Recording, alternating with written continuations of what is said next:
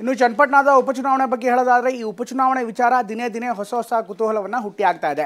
ಅತ್ತ ಬಿಜೆಪಿಯಿಂದ ಅಭ್ಯರ್ಥಿ ಆಗ್ತಾರಾ ಅಥವಾ ಜನತಾದಳದಿಂದಲೇ ಅಭ್ಯರ್ಥಿ ಆಗ್ತಾರ ಅನ್ನುವಂಥ ವಿಚಾರಕ್ಕೆ ಇನ್ನೂ ಕೂಡ ಸ್ಪಷ್ಟ ಚಿತ್ರಣ ಸಿಗ್ತಾ ಇಲ್ಲ. ಇದರ ನಡುವೆ ಬಿಜೆಪಿಯ ನಾಯಕ ಸಿ.ಪಿ. ಯೋಗೇಶ್ವರ್ ಅವರು ನಾನೇ ಅಭ್ಯರ್ಥಿ ಅನ್ನುವಂಥ ರೀತಿಯಲ್ಲಿ ಈಗ ಓಡಾಟವನ್ನು ಕೂಡ ಮಾಡ್ತಿದ್ದಾರೆ. ಜೊತೆಗೆ ದೆಹಲಿಗೂ ಕೂಡ ಹೋಗ್ತಾ ಇದ್ದಾರೆ ನಾಳೆ.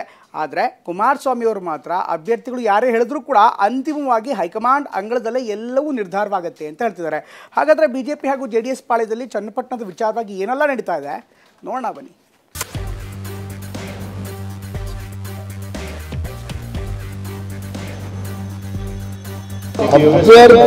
ಅಭ್ಯರ್ಥಿ ತೀರ್ಮಾನ ಮಾಡಿದ್ವಿ. ಕುಮಾರಸ್ವಾಮಿ ಅವರ ಜೊತೆನೂ ಕೂಡ ನಾನು ಮಾತಾಡ್ತೀನಿ ಮತ್ತು ಕೇಂದ್ರದ ನಾಯಕರ ಜೊತೆನೂ ಮಾತಾಡ್ತಾ ಇದ್ದಾರೆ.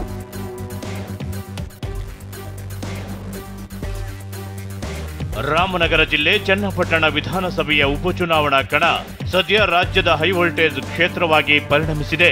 ಕ್ಷೇತ್ರ ಗೆಲ್ಲಲೇಬೇಕು ಅಂತ ಡಿಸಿಎಂ ಡಿಕೆ ಚನ್ನಪಟ್ಟಣ ಸುತ್ತಲೂ ಗಿರಿಕಿ ಹೊಡೆಯುತ್ತಿದ್ದು ಹಲವು ಜನಸಂಪರ್ಕ ಸಭೆ ಮಾಡುವ ಮೂಲಕ ಬಡವರಿಗೆ ನಿವೇಶನ ಹಂಚುವ ವಾಗ್ದಾನ ಮಾಡಿ ಇಡೀ ಕ್ಷೇತ್ರದಲ್ಲಿ ಸಂಚಲನ ಉಂಟು ಮಾಡಿದ್ದಾರೆ.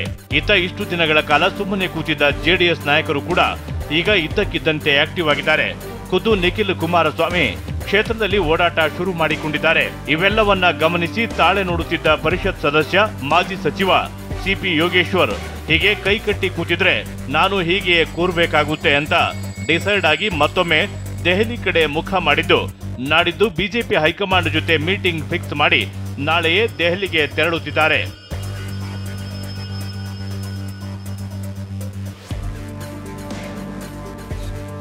ಇಷ್ಟು ದಿನಗಳ ಕಾಲ ಮೈತ್ರಿ ನಾಯಕರ ನಡುವೆ ಭಿನ್ನಾಭಿಪ್ರಾಯ ಇದ್ರೂ ಒಂದು ಸರಿಯಾದ ಟೈಮ್ ಸರಿಯಾದ ನಿರ್ಧಾರ ಆಗುತ್ತೆ ಅಂತ ಸಿಪಿವೈ ನಂಬಿದ್ರು.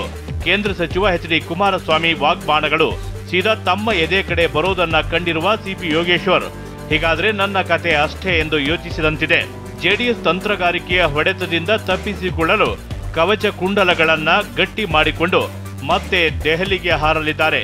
ಕಳೆದ ಕೆಲ ದಿನಗಳ ಹಿಂದೆ ಸಿಪಿಐ ಬೆಂಬಲಿಸಿ ಹಮ್ಮಿಕೊಳ್ಳಲಾಗಿದ್ದ ಬಂಡಾಯ ಸಮಾವೇಶವನ್ನ ತಾವೇ ಖುದ್ದಾಗಿ ಬೇಡ ಎಂದಿದ್ದ ಸಿಪಿಐ ಈಗ ಒಂದು ಟಿಕೆಟ್ ಕೊಡಿ ಇಲ್ಲ ನನ್ನ ಬುಟ್ಬುಡಿ ಎಂಬ ತೀರ್ಮಾನಕ್ಕೆ ಬಂದಿದ್ದಾರೆ ಎನ್ನಲಾಗಿದೆ.